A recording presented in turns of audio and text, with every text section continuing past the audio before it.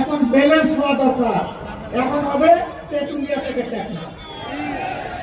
আপনারা মন খারাপ করবেন না তো? আলহামদুলিল্লাহ। 4টা নদী, বিশাল নদী, আল্লাহর নিয়ামত।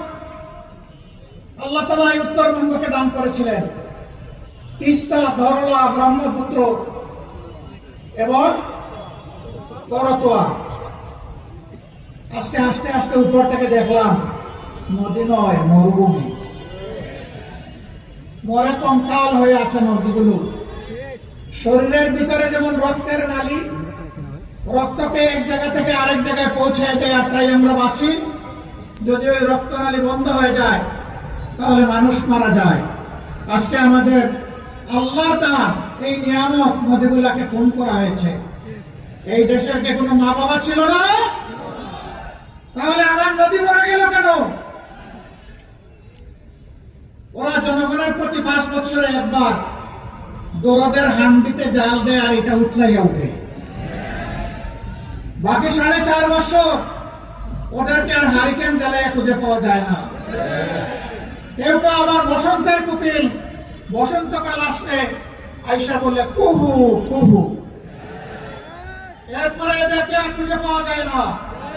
উড়ে আসে, জুড়ে বসে মানুষের সাথে, তৃণমূলের সাথে, গরিব দুঃখীদের সাথে এদের কোনো সম্পর্ক নাই। আমরা এই রাজনীতিকে ঘৃণা করি। আমরা ছিলাম, আমরা আছি, আমরা থাকবো ইনশাআল্লাহ। দেশবাসীকে ফেলে চরম দুঃখ বিপদের সময়ও কোথাও আমরা যাইনি। আগামীতে প্রিয় দেশবাসী, আপনাদেরকে ফেলে আমরা যাব না। জীবনে মরণে একসাথে লড়াই করবো ইনশাআল্লাহ। প্রিয় বাংলাদেশকে গর্বের বাংলাদেশ হিসাবে আমরা গড়ে তুলব। আপনারা দোয়া করবেন। আল্লাহ যদি আপনাদের মূল্যবান ভোটে, ভালোবাসায়, সমর্থনে 10 দলের এই সমন্বয়কে আপনারা পার্লামেন্টে পাঠান, যাতে সরকার গঠন করতে পারে। আমরা কথা দিচ্ছি, শুধু নদীর জীবন ফিরে আসবে না, মানুষেরও জীবন ইনশাআল্লাহ প্রাণ চঞ্চল হয়ে ফিরে আসবে।